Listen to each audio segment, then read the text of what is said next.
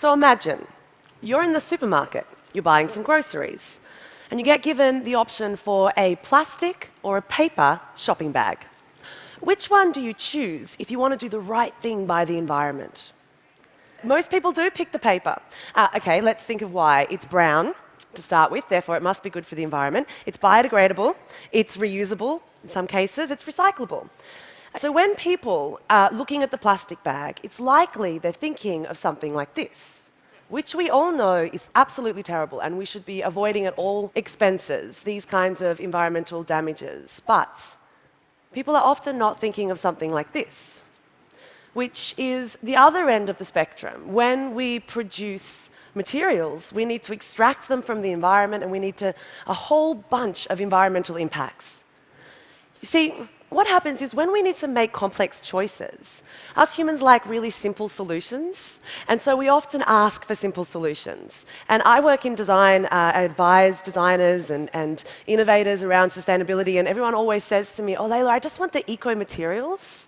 And I say, well, that's very complex, and we'll have to spend 4 hours talking about what exactly an eco-material means, because everything at some point comes from nature. And it's how you use the material that dictates the environmental impact. So what happens is we have to rely on some sort of intuitive framework when we make decisions. So I like to call that intuitive framework our environmental folklore. OK, it's either the little voice at the back of your head, or it's that gut feeling you get when you've done the right thing. So when you've picked the paper bag, or when you've bought a fuel-efficient car. And environmental folklore is a really important thing because we're trying to do the right thing. But how do we know if we're actually reducing the net environmental impacts that our actions as individuals and as professionals and as a society are actually having on the natural environment? So the thing about environmental folklore is it tends to be based on our experiences, the things we've heard from other people. It doesn't tend to be based on any scientific framework. And this is really hard because we live in incredibly complex systems. We have the human systems of how we communicate and interrelate and have our whole constructed society, of the industrial systems, which is essentially the entire economy. And then all of that has to operate within the biggest system, and I would argue the most important, the ecosystem. And you see, the choices that we make as an individual, but the choices that we make in every single job that we have, no matter how high or low you are in the pecking order, has an impact on all of these systems. And the thing is that we have to find ways, if we're actually going to address sustainability, of interlocking those complex systems and making better choices that result in net environmental gains. What we need to do is we need to learn to do more with less. We have an increasing population, and everybody likes their mobile phones, especially in this situation here. So we need to find innovative ways of solving some of these problems that we face. And that's where this process called life cycle thinking comes in. So essentially, everything that is created goes through a series of life cycle stages. And we use this scientific process called life cycle assessment, or in America you guys say life cycle analysis, in order to have a clearer picture of how everything that we do in the technical part of those systems affects the natural environment. So we go all the way back to the extraction of raw materials. And then we look at manufacturing. We look at packaging and transportation, use and end of life. And at every single one of these stages, the things that we do have an interaction with the natural environment, and we can monitor how that interaction is actually affecting the systems and services that make life on Earth possible. And through doing this, we've learned some absolutely fascinating things. And we've busted a bunch of myths. So, to start with, there's a word that's used a lot.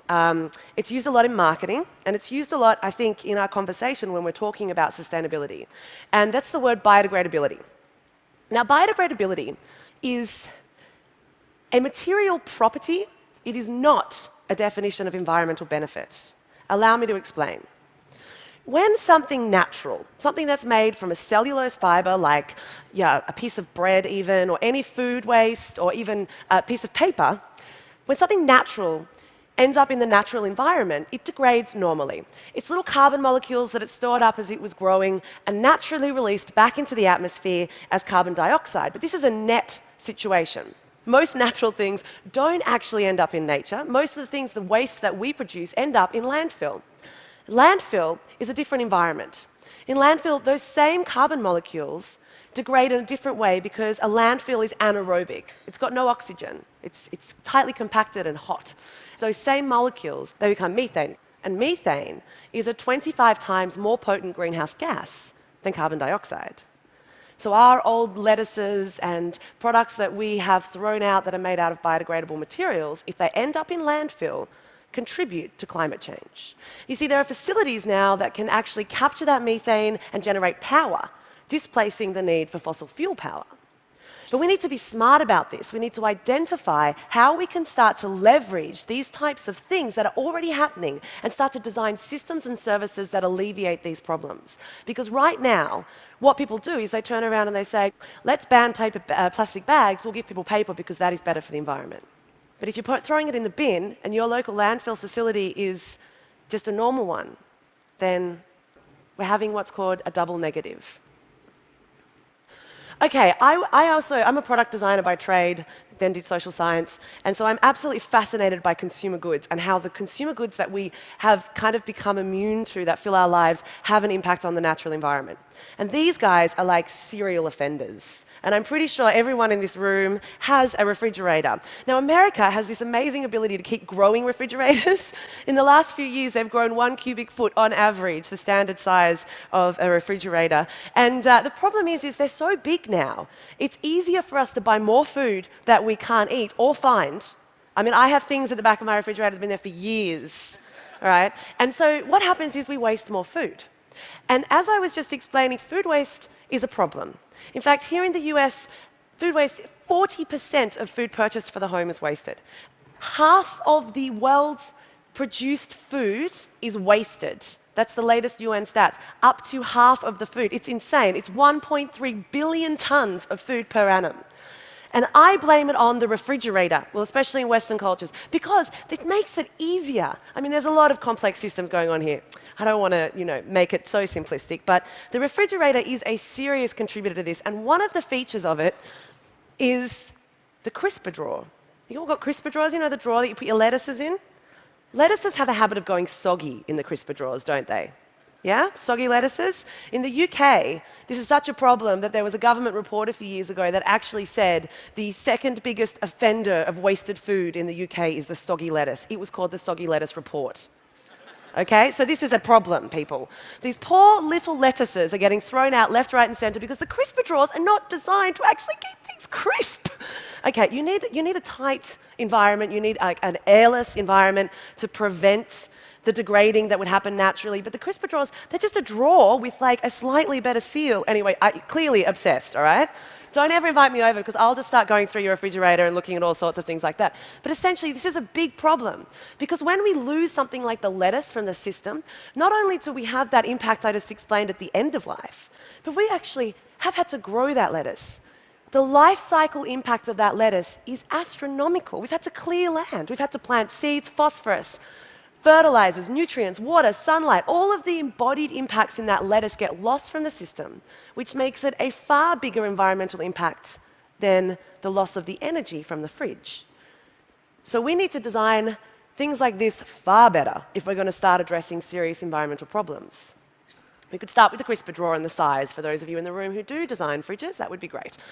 Okay, so the problem is, so imagine if we actually started to reconsider how we designed things. So I look at the refrigerator as a thing that, it's like a sign of modernity, but we actually haven't really changed the design of them that much since the 1950s, a little bit. But essentially, they're still big boxes, cold boxes that we store stuff in. So imagine if we actually really started to identify these problems and use that as the foundation for finding innovative and elegant design solutions that'll solve those problems. This is design-led system change. Design dictating the way in which the system can be far more sustainable. 40% food waste is a major problem. Imagine if we designed fridges that halved that.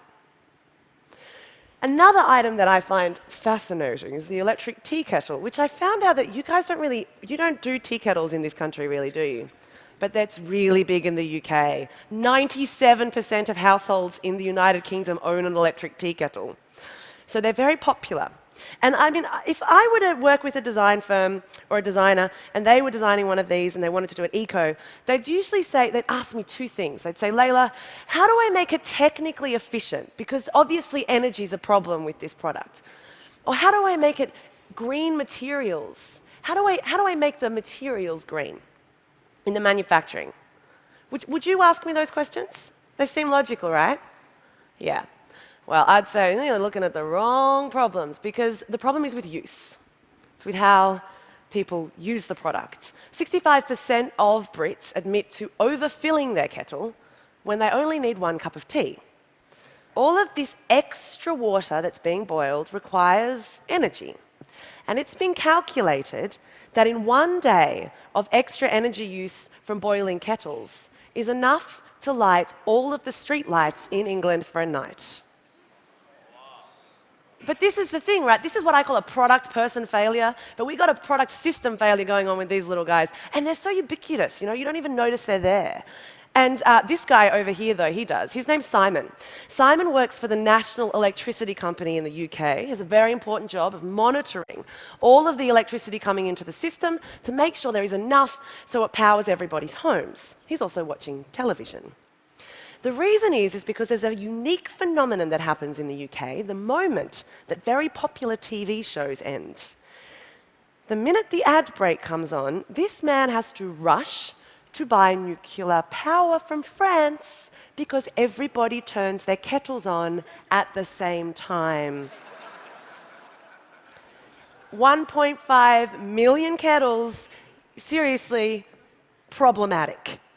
So imagine if you designed kettles, you actually found a way to solve these system failures, because this is a huge amount of pressure on the system just because the product hasn't thought about the problem that it's going to have when it exists in the world. Now, I looked at a number of kettles available on the market and found the minimum fill line, so the little piece of information that tells you how much you need to put in there, was between 2 and 5.5 cups of water just to make 1 cup of tea. Now, this kettle here is an example of one where it actually has 2 reservoirs. One's a boiling chamber and one's the water holder. The user actually has to push that button to get their hot water boiled, which means, because we're all lazy, you only fill exactly what you need. And this is what I call behavior-changing products. Products, systems or services that intervene and solve these problems up front. Now, this is a technology arena, so obviously these things are quite popular. But I think if we're going to keep designing, buying, and using and throwing out these kinds of products at the rate we currently do, which is astronomically high, there are 7 billion people, right, who live in the world right now. There are 6 billion mobile phone subscriptions as of last year.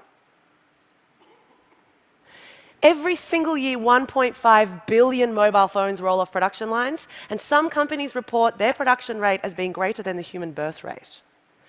152 million phones were thrown out in the US last year, only 11% were recycled.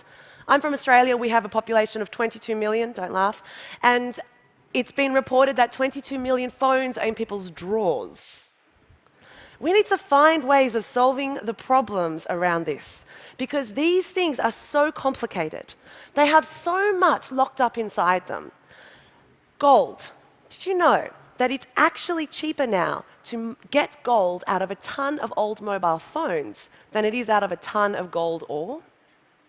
There's a number of highly complex and valuable materials embodied inside these things, so we need to find ways of encouraging disassembly, because this is otherwise what happens. This is a community in Ghana, and e-waste is reported, or electronic waste is reported by the UN as being up to 50 million tons trafficked. This is how they get the gold and the other valuable materials out. They burn the electronic waste in open spaces. These are communities, and this is happening all over the world.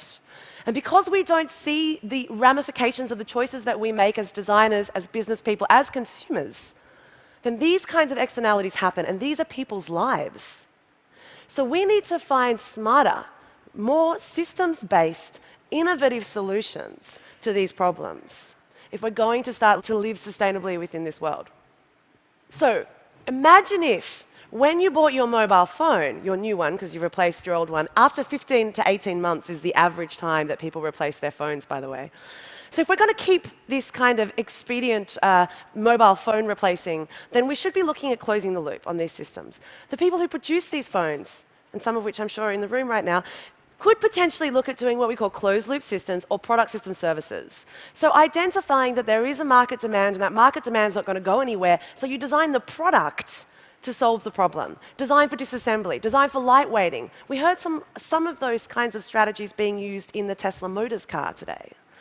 These kinds of approaches are not hard, but understanding the system and then looking for viable, market-driven, consumer demand alternatives is how we can start radically altering the sustainability agenda. Because I hate to break it to you all, consumption is the biggest problem. But design is one of the best solutions. These kinds of products are everywhere.